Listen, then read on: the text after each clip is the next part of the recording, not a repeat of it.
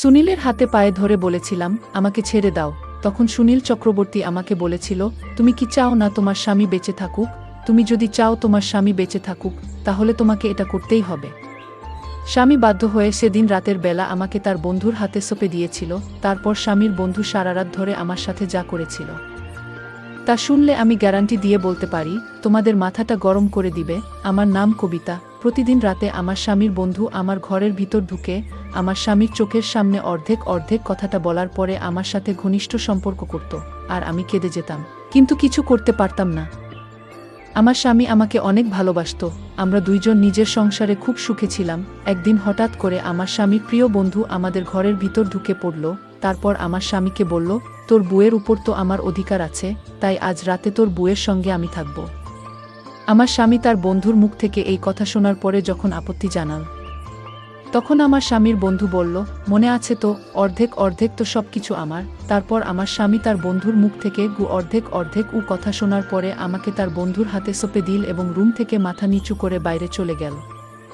আমার স্বামী যখন চোখের জল ফেলতে ফেলতে অসহায় হয়ে রুম থেকে বাইরে বের হলো, তখন আমি তার বন্ধুর হাতে পায়ে ধরে বললাম, দয়া করে আমার মানসম্মান নষ্ট করবেন না।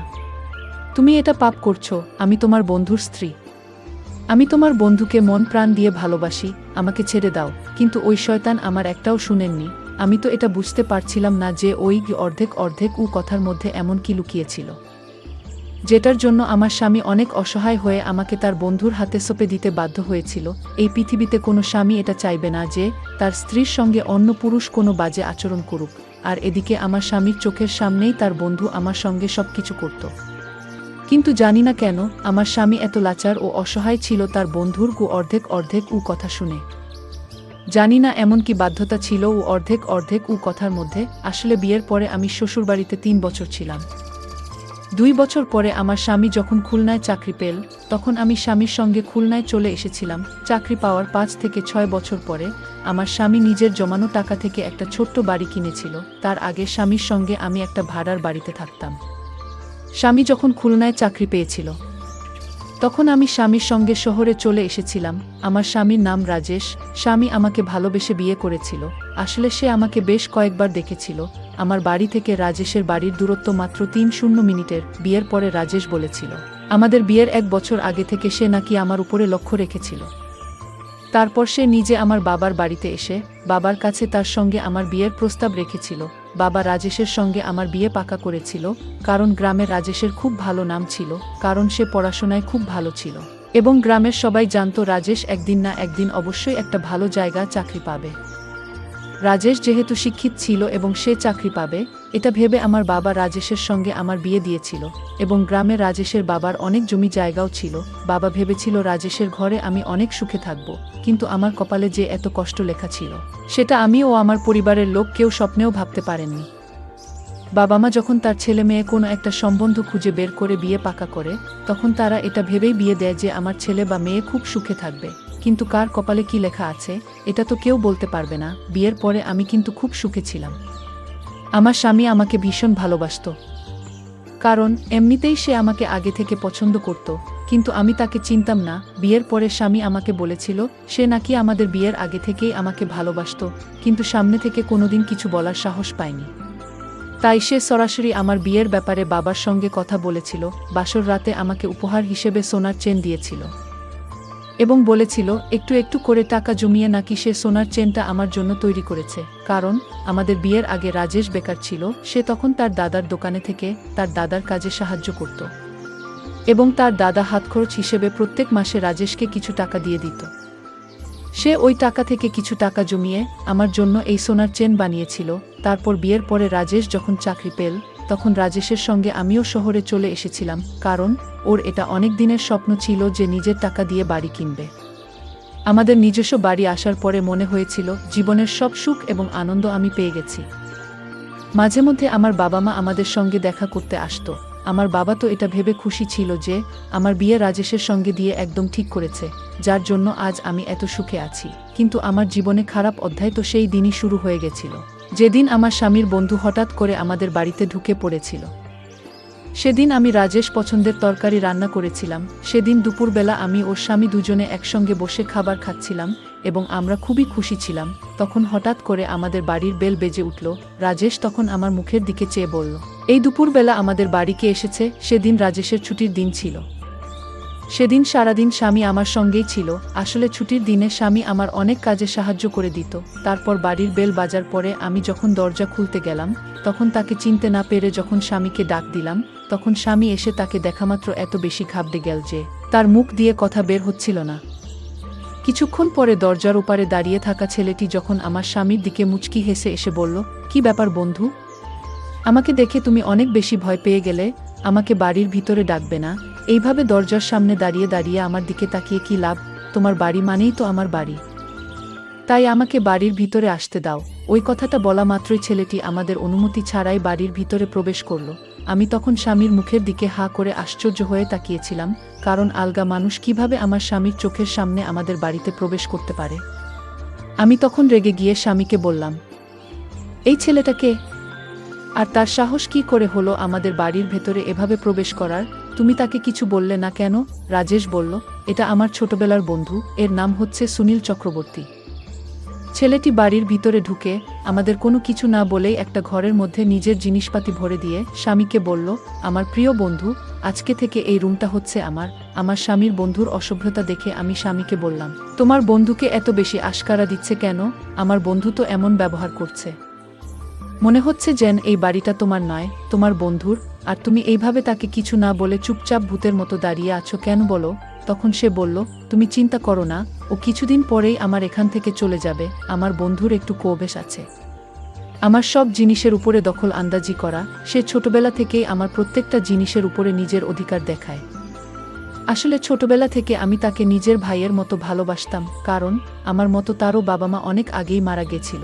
তাই আমি তাকে নিজের ভাইয়ের মতোই অনেক ভালোবাসতাম। স্বামীর বন্ধুর ব্যবহার দেখে আমাদের তো দুপুরের খাবার দাবার উঠে গিয়েছিল। তারপর আমার স্বামীর বন্ধু ঘরের ভেতরে নিজের জিনিসপাতি রাখার পরে আমাদের কিছু না বলে আমার স্বামীর চেয়ারে বসে স্বামীর প্লেটের খাবারটা নিয়ে খেতে শুরু করে। তখন আমি রাগে স্বামীর বন্ধুকে বললাম, এই প্লেটটা তো আমার স্বামীর, তোমাকে আমি অন্য প্লেটে খাবার দিচ্ছি। আমার স্বামীর বন্ধু বলল, না না, প্লেট আলাদা করার কোনো দরকার নেই, আমরা সবকিছু অর্ধেক অর্ধেক ভাগ করে নেব। তাই এই প্লেটের খাবারটাও আমরা অর্ধেক অর্ধেক খেয়ে নিতে পারবো। এই কথাটা বলে সে আমার স্বামীর ভাগের খাবারটা খেয়ে চলে গেল। আমি তো হাঁ করে আশ্চর্য হয়ে স্বামীর মুখের দিকে তাকিয়েছিলাম, কারণ এত অসভ্যতা করতে আমার জীবনে আমি কাউকে দেখিনি। জানি না আমার স্বামী কি কারণে তার বন্ধুকে এত বেশি আশকারা দিচ্ছিল। প্রথমে তো মনে হয়েছিল আমার স্বামী তার বন্ধুকে আশকারা দিচ্ছে, কিন্তু যতদিন যাচ্ছিল আমি বুঝতে পারছিলাম আমার স্বামী তার বন্ধুকে আশকারা নয়, সে পুরো চার ও অসহায় হয়ে তার বন্ধুর সব কথা বাধ্য হয়ে মানছিল। যখন তার বন্ধু আমাদের বাড়িতে এসেছিল, তখন থেকেই তার বন্ধুর তাকানোর অঙ্গিভঙ্গি দেখে আমার ভীষণ খারাপ লাগত। এমনকি সে আমাদের বেডরুমের ভিতর ঢুকে আমার স্বামীর জামাকাপড় নিজের গায়ে দিত আমাদের অনুমতি ছাড়াই, এবং আমি যখন বাধা দিতাম তখন সে আমার নাম ধরে বলতো, আরে এ কবিতা, তুমি আমাদের দুজনের গোপন কথার ব্যাপারে কিচ্ছু জানো না, তাই তুমি আমার ও রাজেশের মাঝে না আসলেই ভালো। সে যখন আমাকে বৌদি না বলে নাম ধরে ডাকতে শুরু করেছিল, তখন রাগে আমার মাথা পুরো গরম হয়ে গিয়েছিল। ওই সময় আমার বউ আমার পাশে দাঁড়িয়েছিল, এবং সে যখন তার বন্ধুকে আমার নাম ধরে ডাকতে দেখল, তখন বর সুনীল চক্রবর্তীকে বলল, তোর সাহস কি করে হল তোর বৌদির নাম ধরে ডাকার? ওকে কবিতা নয়, বৌদি বলে ডাকবি, না হলে আমার থেকে খারাপ আর কেউ হবে না। আমার স্বামীর বন্ধু তখন স্বামীর কাছে তার কানের কাছে গিয়ে আস্তে করে বলল, মনে আছে তো, অর্ধেক অর্ধেক। সে যখন আস্তে করে আমার স্বামীকে অর্ধেক অর্ধেক কথা বলেছিল, তখন আমি শুনতে পেয়েছিলাম, এবং না পেরে স্বামীকে পার্সোনালভাবে জিজ্ঞেস করেছিলাম, তোমার বন্ধু প্রত্যেকটা কথায় অর্ধেক অর্ধেক কেন বলে? এমনকি খাবার দাবার, জামাকাপড়, প্রত্যেকটা জিনিসের উপরে অর্ধেক অর্ধেক বলে দাবি করত, এবং তোমার প্রত্যেকটা জিনিস তোমার অনুমতি ছাড়াই সে ব্যবহার করত। স্বামী তখন আমাকে সব সত্যি কথা বলেছিল।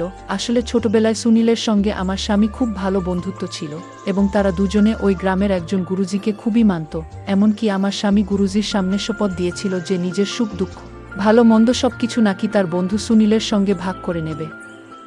এবং সুনীল চক্রবর্তী ছোটবেলার সেই শপথ আমার স্বামীকে মনে করিয়ে তার কাছ থেকে সবকিছু আদায় করত, কারণ সুনীল চক্রবর্তী গরিব ঘরের ছেলে ছিল, এমনকি সে এখনও কোনো চাকরি বাকরি পায়নি। এখনও সে বেকার হয়ে এদিক সেদিক ঘুরে বেড়ায় বলে ভেবেছিল যখন বড় চাকরি পাবে তখন সে শহরে চলে আসবে, এবং শহরে আসার পরে সুনীল চক্রবর্তী তার পেছন ছেড়ে দেবে।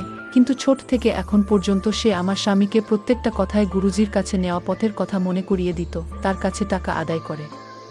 আমার স্বামী তো স্বপ্নেও ভাবতে পারেনি যে ছোটবেলাকার পথের কথা মনে করিয়ে তার বন্ধু এইভাবে হুমকি দিয়ে তার কাছে থেকে সবকিছু আদায় করবে।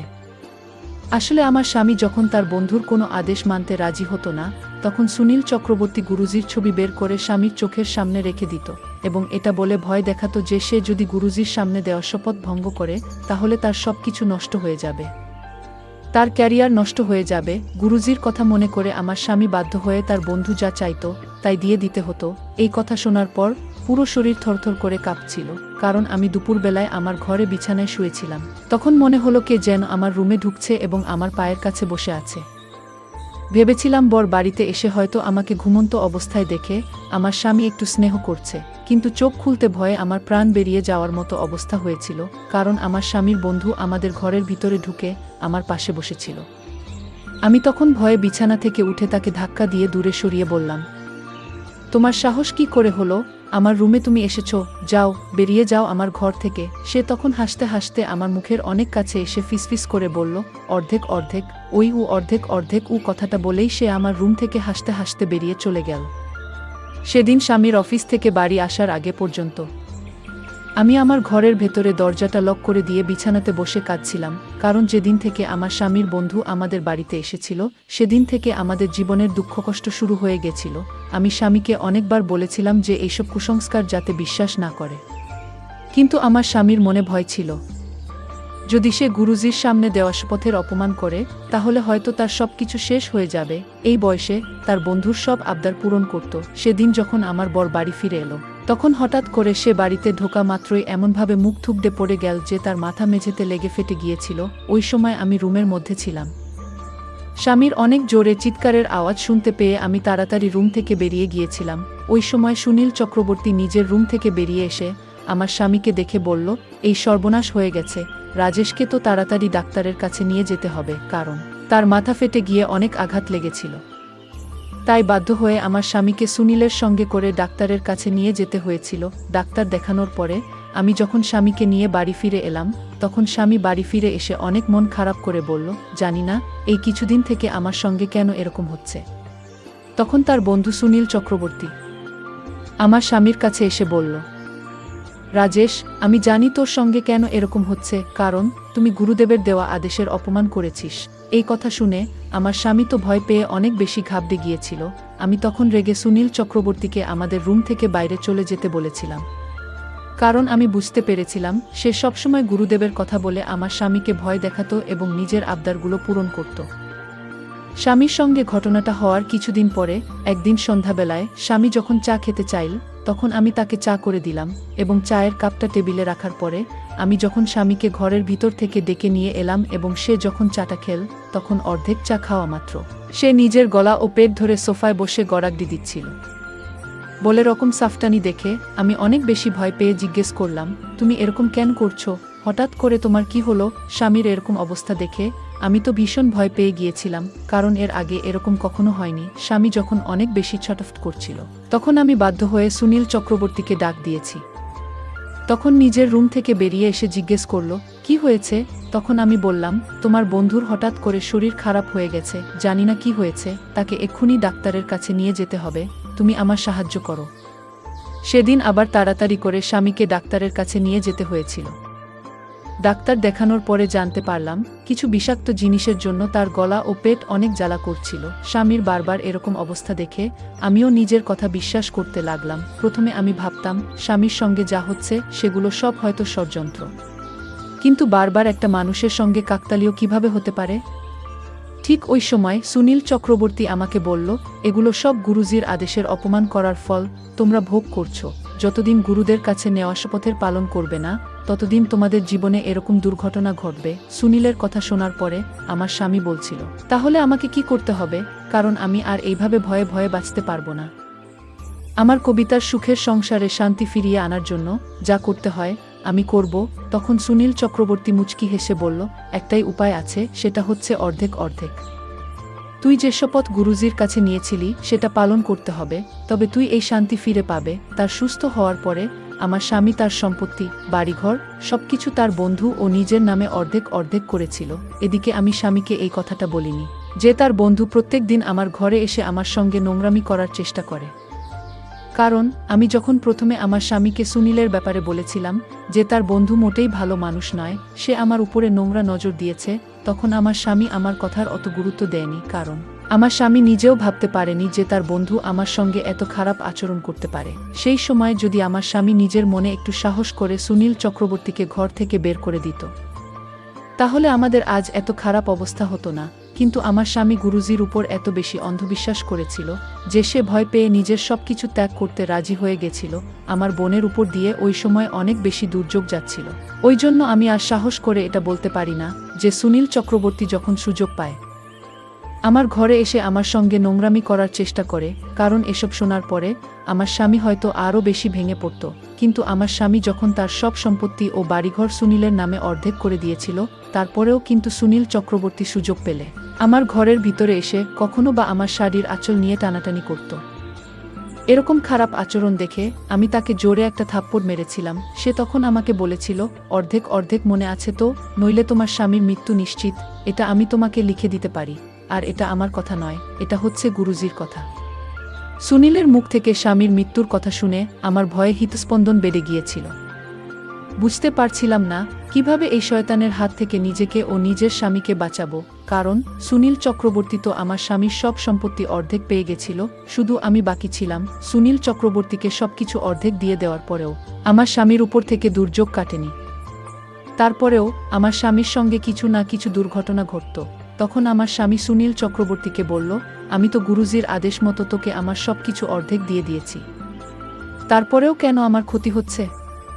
সুনীল চক্রবর্তী তখন আমার দিকে তাকিয়ে বলল, বন্ধু, তুই এখনো সবকিছু ভাগ করিসনি। সবকিছু অর্ধেক মানে হচ্ছে সবকিছু, কিন্তু তোর বুকে তো এখনো ভাগ করিসনি। তোর বুকেও ভাগ করে আমাকে অর্ধেক দিতে হবে, তবে তোর উপর থেকে দুর্যোগ কাটবে। আমি তখন সুনীলের হাতে পায়ে ধরে বলেছিলাম, আমার সাথে এমনটা করো না। তখন সুনীল চক্রবর্তী আমাকে বলেছিল, তুমি কি চাও না তোমার স্বামী বেঁচে থাকুক? তুমি যদি চাও তোমার স্বামী বেঁচে থাকে, তাহলে তোমাকে এটা করতেই হবে। স্বামী বাধ্য হয়ে সেদিন রাতের বেলা আমাকে তার বন্ধুর হাতে সঁপে দিয়েছিল, কিন্তু সেই রাতে সে আমার মানসম্মান কেড়ে নিয়েছিল। পরদিন সুনীল তার বুকে ফোন করে বলল, আমি রাজেশের সব অর্ধেক পেয়ে গেছি। তার সম্পত্তির দলিল অর্ধেক আমার নামে দিয়েছে। জানো বউ, এগুলো আমার সব ষড়যন্ত্র। আসলে এখানে গুরুজির কোনো হাত নেই। এই কথা আমার স্বামী শুনে তারপর সুনীলকে ইচ্ছামতো পেটালো, তুই আমার সব কেড়ে নিয়েছিস। তুই আমার বন্ধু হয়ে শত্রুর মতো আচরণ করেছিস। আমি আজ তোকে মেরে ফেলব।